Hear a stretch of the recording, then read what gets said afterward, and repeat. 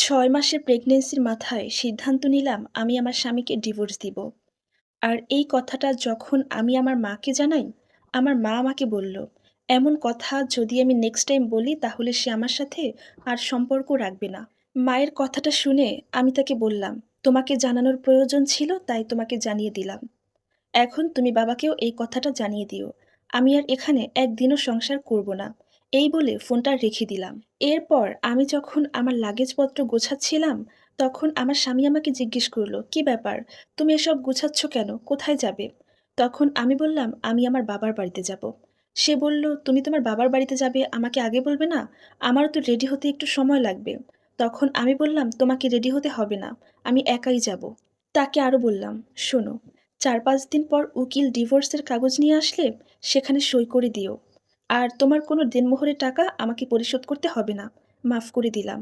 আর তোমাদের বাড়ি থেকে আমাকে যে গয়না দিয়েছিল সেটা আমি রেখে যাচ্ছি। তুমি চাইলে দেখে নিতে পারো।"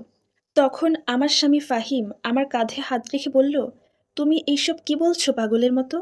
আমি তার দিকে তাকিয়ে হেসে বললাম, "আমি যা বলছি ঠিকই বলছি। তোমাকে এখন আমার আর ভালো লাগে না।" আমার স্বামী আমাকে বারবার প্রশ্ন করে যাচ্ছিল, "বলো, আমার অপরাধ কি? তুমি এরকম করছো কেন?" আমি তাকে বললাম, "তোমার কোনো অপরাধ নেই। সত্যি কথা বলতে অপরাধটা আমার। তোমাকে এখন আমার আর ভালো লাগে না। তাই চলে যাচ্ছি।" সে আমাকে অনেকবার আটকানোর চেষ্টা করলো, কিন্তু তার কোনো কথা না শুনে আমি আমার বাবার বাড়িতে চলে যাই। এরপর যখন আমি বাবার বাড়িতে আসি, তখন দরজা খুলতেই দেখলাম আমার বাবা-মা একসাথে দাঁড়িয়ে আছে। বাবাকে দেখলে আমার ভীষণ ভয় হয়। আমার বাবা ছিলেন সেনাবাহিনীর কর্নেল। এখন সে রিটায়ার্ড হলেও তেজটা ঠিক আগের মতোই আছে। বাবা আমার দিকে তাকিয়ে রাগী রাগী চোখে বললেন, "তোর মা যা বলছে সত্যি?" তখন আমি বললাম, "সত্যি মিথ্যা জানি না। এই শরীরে এত দূর থেকে এত বড় বড় লাগেজ নিয়ে আসতে আমার অনেক কষ্ট হয়েছে। আমি হাঁপিয়ে গিয়েছি। আমাকে আগে বাসায় ঢুকতে দাও।" তখন বাবা বললেন, "হ্যাঁ হ্যাঁ, ভেতরে আয়। আসতে কোনো সমস্যা হয়নি তো?" আমি বললাম, "না।" এরপর বাসায় ঢুকে ফ্রেশ হয়ে যখন খাবার টেবিলে খেতে বসলাম, মা আমার মাথায় হাত বোলাতে বোলাতে বললেন, "মা রে, তুই তোর স্বামীকে ডিভোর্স দেওয়ার সিদ্ধান্তটা কেন নিয়েছিস? তুই কি তাকে সত্যি সত্যিই ডিভোর্স দিবি?" আমি বললাম, "হ্যাঁ।" তখন মা বলল, "কিন্তু তোর স্বামী তো অনেক ভালো মানুষ রে মা।" আমি বললাম, "ভালো বলেই তো তাকে ডিভোর্স দিব।"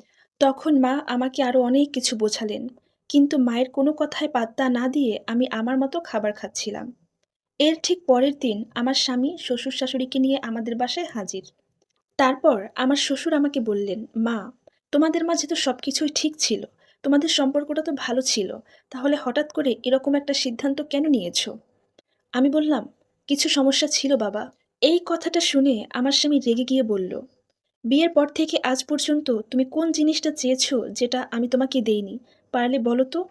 আমি তোমাকে আমার যথাসম্ভব চেষ্টা করেছি ভালো রাখার।" তখন আমি বললাম, "তুমি আমাকে সবই দিয়েছ, কিন্তু আমার প্রাপ্য সম্মানটুকু দাওনি।" এই কথাটা শুনে আমার স্বামী বলল, "তোমার সাথে আমি কি কখনো খারাপ আচরণ করেছি? করিনি তো। তাহলে কিভাবে আমি তোমাকে অসম্মান করেছি?"